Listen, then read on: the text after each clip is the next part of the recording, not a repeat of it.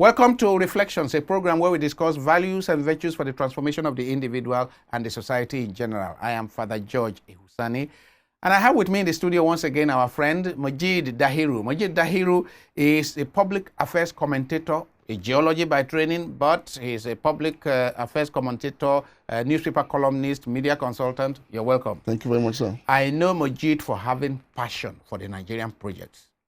He really has passion for Nigeria and for the peaceful coexistence of the peoples from north to south, east and west, Christian and Muslim, and that is what has linked me to Majeed.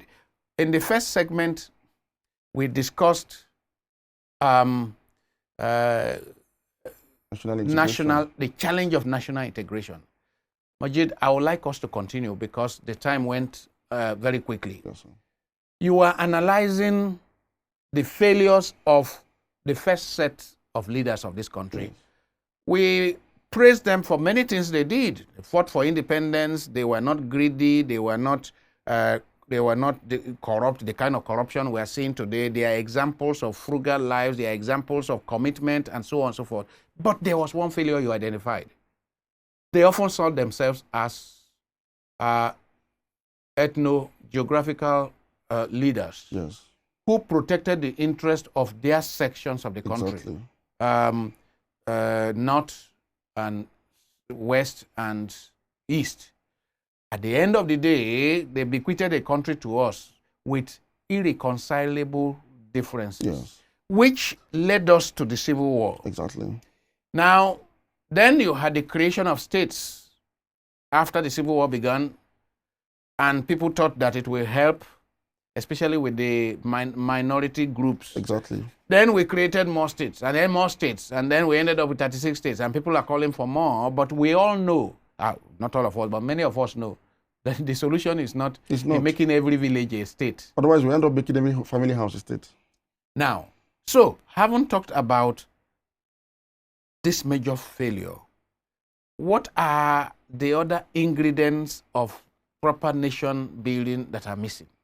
Well, arising from this fundamental failure is the issue of corruption, the issue of economic dislocation, and the issue of insecurity. What do you mean by economic dislocation? Now, when you have the level of economic problems challenging Nigeria, which has rendered close to half of its population unemployed, unemployed and living below the poverty line of $2 a day and growing. When you have people that are not able to meet up the potentials, their government potentials within their own nation states and are forced and are seeking to be refugees in foreign lands, in countries that are doing what we have simply refused to do, that is economic dislocation, because Nigeria is economically disaligned, where you have a few people in power that are consuming the wealth of the nation, and you have a multitude of the poor that are left in penury. And they say today that Nigeria has among the highest disparity. Income inequality gap. Income inequality gap between the super rich, yes, and the extreme poor. The shamefully, scandalously exactly. poor. The richest of the earth. Yes. So Nigeria is the country of the richest one in Africa and the poorest people in Africa as well. From that point of view, we can already say that you don't have a nation. We don't have a nation. I mean, how can you have a nation of people who earn something perhaps in the neighborhood of 2, 3, 4 million a month, and a nation where the state itself, state governments, for example, local governments are saying they cannot pay some people 30,000 minimum wage. Yes. So that cannot be a nation. That already has created an apartheid system. That is worse than white supremacy in South Africa. So we're talking about the same people of the same color, the same heritage. Yes. And you have this entrenched level of social injustice amongst their people. And that is the reason why you have heightened insecurity today. Now, if you go back a bit, it is not true, and it's important to emphasize this going forward, that Nigeria was carved out of different, completely irreconcilable, different people. No, it is not true. a historical fact, anthropological evidence suggests otherwise. That these people have been interacting for hundreds of years. Hundreds of years. Hundreds of years before the incursion of the white colonialists in Africa, with commonalities in culture. Wait now, look at the languages now. Look at the languages. Look at the languages, the words that are words that when you trace the root of the word, you now discover that it came from that or that tribe. Exactly. This one came from that. The names people bear. Everything suggests such. In fact, if you look at, for example, an ethnic group like the Igala, for example. Yes. They have origins from Jukun. Yes. The old Kwara region. Yes.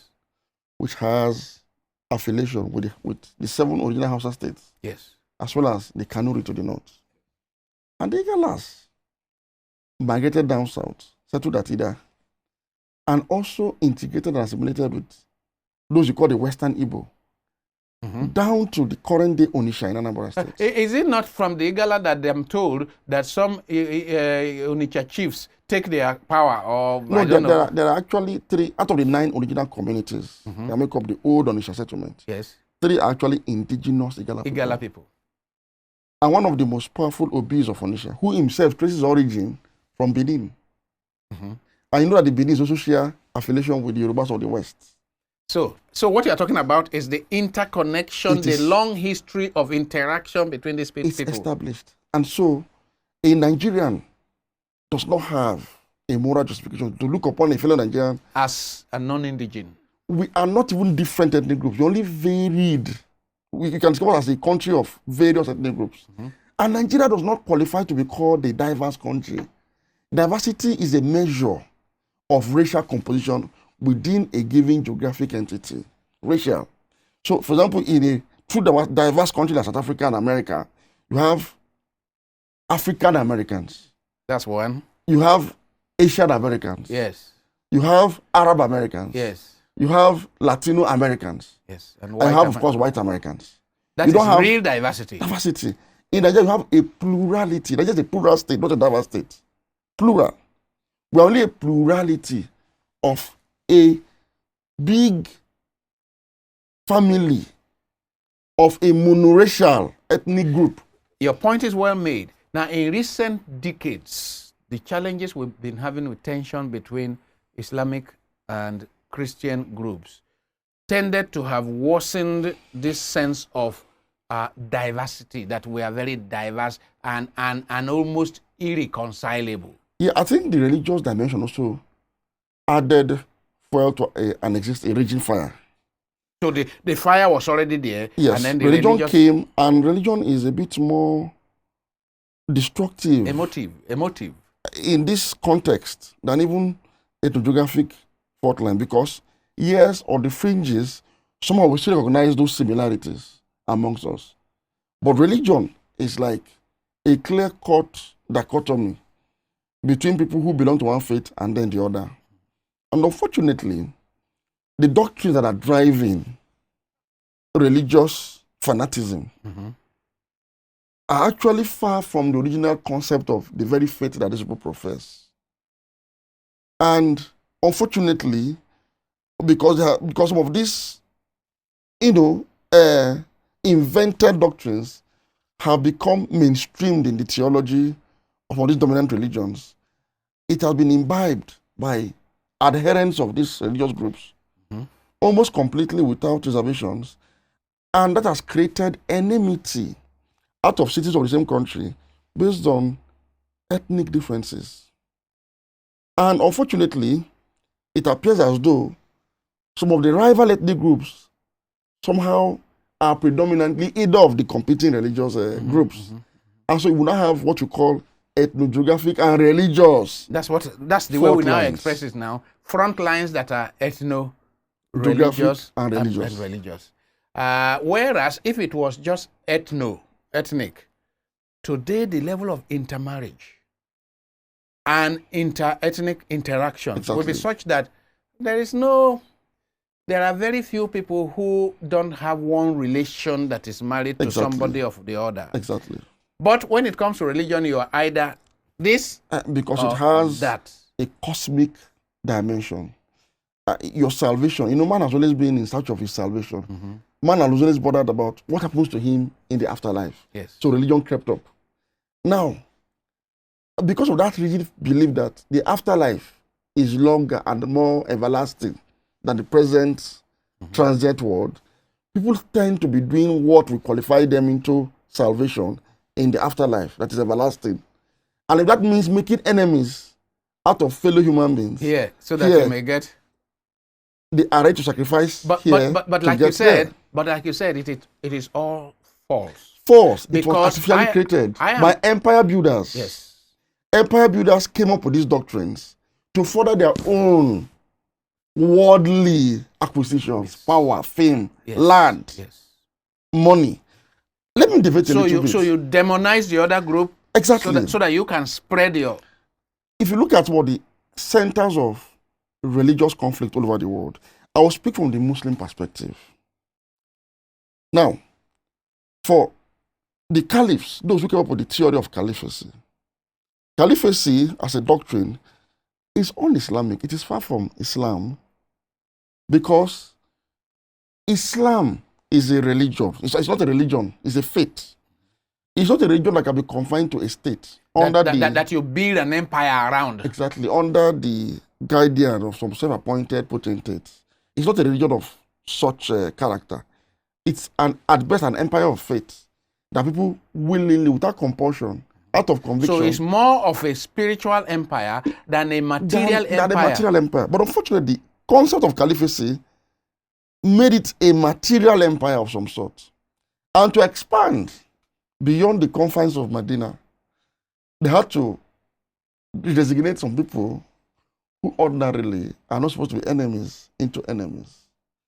And that is why doctrines like what we have it today, where in order to make way for the Islamic State, you may have to cleanse it of people that are not Muslims, as well as people that are also not Muslims of your own orientation crept up. So empire builders who are rivaling, themselves, denounce each other as either not good Muslims or that people of the book, Christians or Jews, who are described in the Quran in several places as people of the book, as worshippers of God. So you denounce them and say they are not unbelievers. That there has been a change in that designation. That the Christians that were being referred to then are not the Christians of today, and so they are now eligible for elimination if necessary.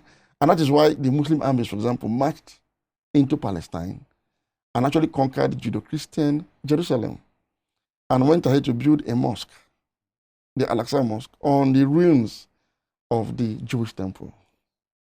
This happened after the death of the Prophet. The Prophet Prophet of Islam, Muhammad, peace be upon him, did not wage a single war of religious expansion.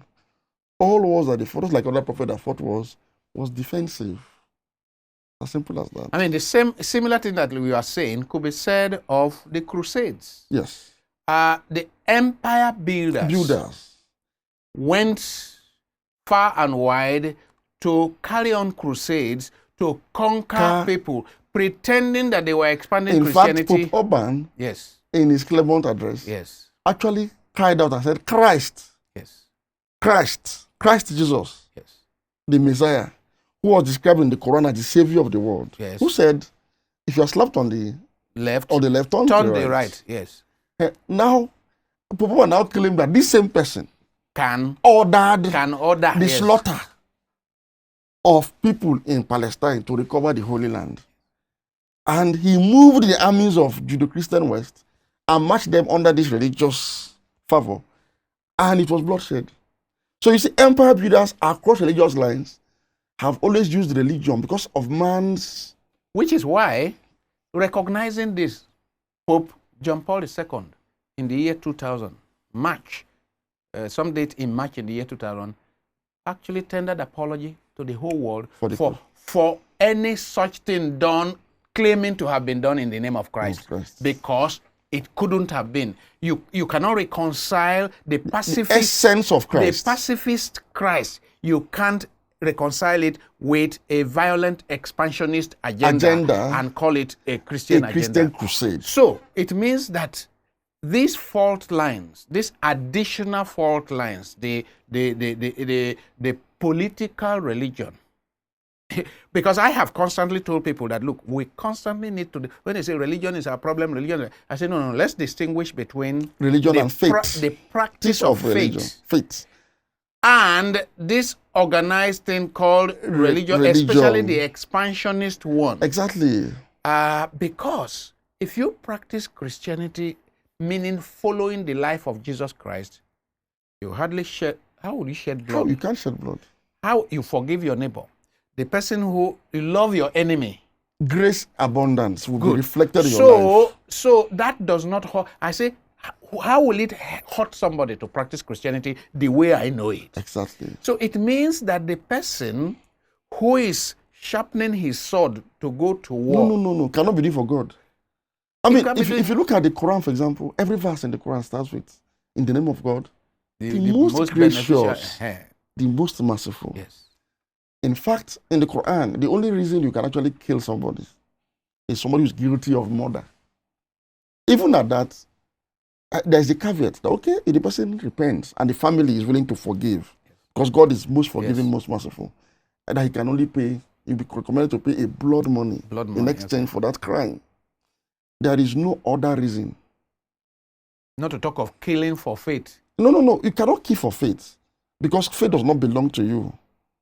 You cannot draw the sword to defend God. You cannot. So, from what you are saying, which of course every reasonable person knows, the preoccupation of the Islamic insurgents, yes, Boko Haram and ISWAP and ISIS, and so on and so forth, something is seriously wrong. And that's why I've said it in some of my write-ups. Boko Haram is not Islamic, but it is Muslim. What is the distinction? Thank you very much. Islam does not permit anything that Boko Haram is doing. Now, there are three doctrines driving Boko Haram insurgency. What you call radical Islam. The concept of caliphacy, having a unified Muslim Ummah. Having an empire. An empire. Is not with their own government, with their own whatever. Under their own version of Sharia law. And again, the designation of people of the book, Christians, Jews, and Serbians, from believers of God, from worshippers of God, from people of the book to outright unbelievers, has been made mainstream in the Muslim doctrine. And this is not consistent with what is in the Quran, what is in the original faith. Thirdly, sir, even among the Muslims, the takfiri doctrine over time has evolved that equates disobedience to disbelief. That is, if you perceive a Muslim as not being a good Muslim, he's now an unbeliever. And that is dangerous. That's why. And that kind of decision is subjective. It's subjective because religion is a subjective interpretation of faith. Yes. And now you have to respect everybody's interpretation. As far as the intention behind that interpretation is to worship God, you don't have to question or query. And the problem comes when such subjective interpretations are happening in a weak state. It is because Nigeria itself is polarized. Yes. So it has become weakened. The state has become weakened in the face of these extra or non-state actors that are who are becoming more powerful than the state. Because the state, this now goes to the issue of leadership recruitment. The leaders of the Nigerian state are products of the biases, of the sentiments, of the idiosyncrasies, of Nigeria's faultily structured federation along ethnogeographic and religious fault lines. They are products of this system. And so they have their biases. So when and they are prejudices. in power, they advance this. They are weak in the face of extraneous tendencies like religious extremism, as well as ethnogeographic conflict. They are weakened. They take sides. They have their sentiments. They skew the state either way, depending on where their biases lie. And especially to win elections. Because now, that is the most potent galvanizing tool. You see, when you create out of a people enemies on the basis of ethnic and religious basis, yes, what you have done is that you have secured for yourself the most potent tool of electioneering, or what I call electioneering protectionist tool. It's like you've secured for yourself a permanent tool of securing your base. So it pays you in some selfish, wicked manner. It pays you to keep promoting this conflict. I'll give you a typical example of this right now. The governor of Kano, Umar Ganduje, is very popular today. Despite being caught on tape, he's very popular today because he has upheld the decision of a local Sharia court in Kano to kill somebody for hate speech. Something that is not Islamic. In the Quran, God talks about blasphemy of not just himself or his prophet, but of gods of other peoples. Amadioha, Shongo, Ogun. As a Muslim, do not blaspheme against anybody's gods, so that they do not blaspheme against yours. But it ends there. It does not prescribe any punishment. And I've said it severally, the effect of the Sharia law that prescribes death for an offense that was not so prescribed in the Quran is null and void. It's not consistent with the essence of God.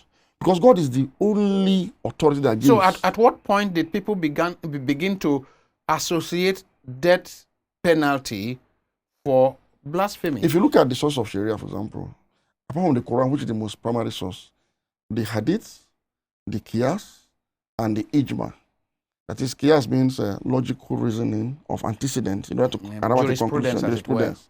And if you look at the consensus opinion of leading jurists too, as well as the Hadith, the tradition of the Prophet, as reported by men, only the Quran is divine. So that three sources are not divine. They are subject to manipulation and the limited knowledge, interpretation of man's limitless knowledge of God. You know, when you have a limited knowledge of God's limitless knowledge, you are prone to error. And so this has become canonical. And it was useful for empire builders because blasphemy has a fluid definition. It can be interpreted in any manner. It can be so easily so abused. It was retained as a tool of suppression originally. And unfortunately, it has remained canonical. It has remained, what you call canonical in Christianity. It has remained mainstream. Yes. To such an extent that people are not like able to think out of the box and say, is this requirement to kill someone for blasphemy consistent with God, who is most gracious, most merciful, often forgiving, all-wise, all-knowing, who describes the taking of life as one of the most grievous things that can be done. That when you shed somebody's life unjustly, the entire earth shakes in agony. Do you think he can now decree that somebody should be killed because the person insulted him? No, it's not consistent with the nature and essence of both God and his messenger. We need to round up this segment. Unfortunately, the time is short again.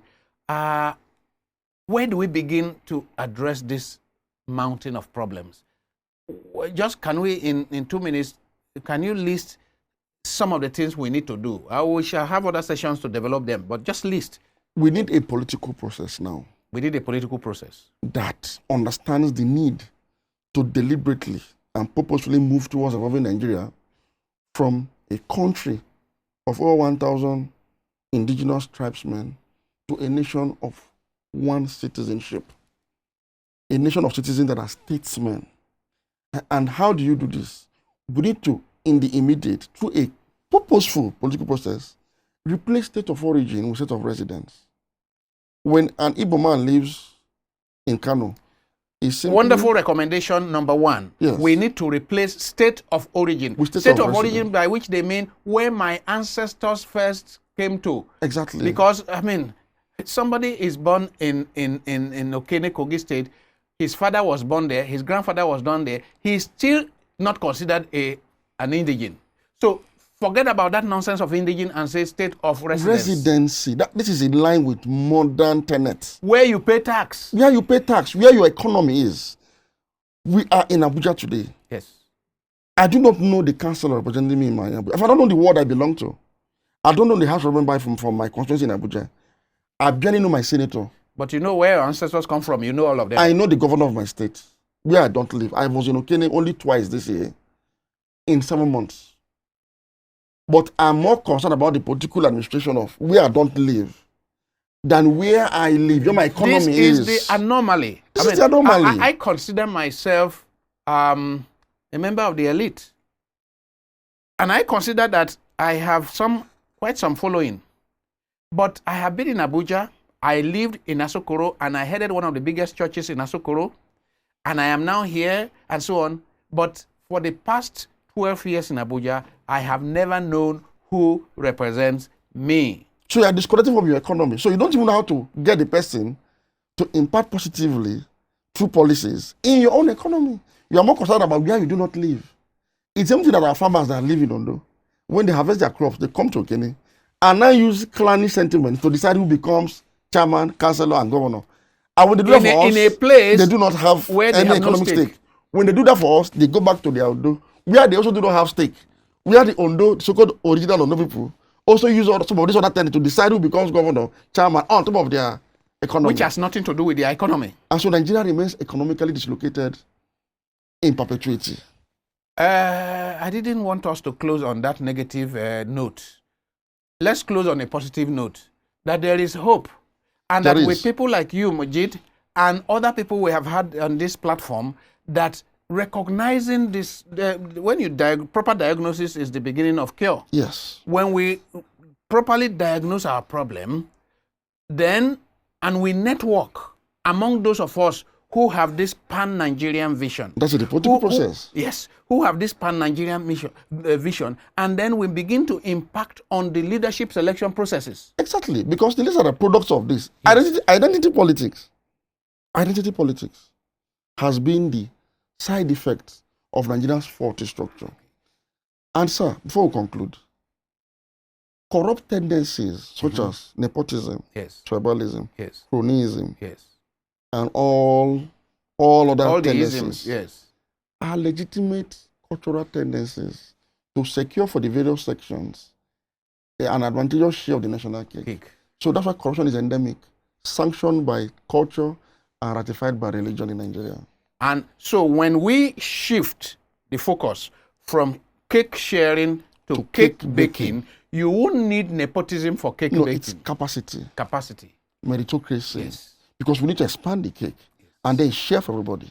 As we expand, we share. This is the positive note on which I want to end.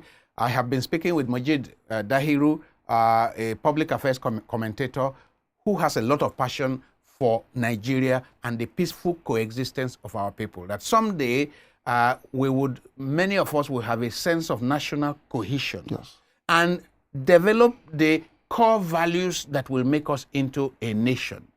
Before then, we can only be scratching the surface. All our efforts to develop the economy, he says, are wasted efforts as long as we have not built one people. On that note, we will end this program, and God bless you, and let each one of us give serious thoughts to these issues and be working from our spheres of influence towards a better Nigeria. Thank you for coming. Thank you for the privilege.